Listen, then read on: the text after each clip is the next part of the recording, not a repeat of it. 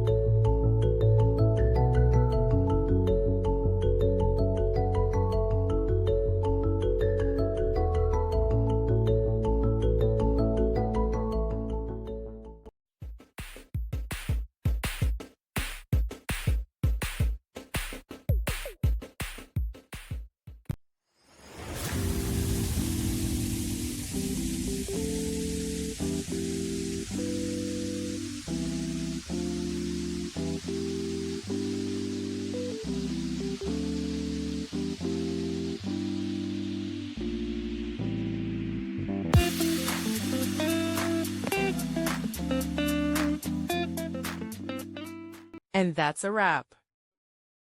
I hope you found the answer you were looking for. If you did, take a second to hit that subscribe button. It really helps out. And let me know in the comments which solution worked best for you. See you next time in the debug zone.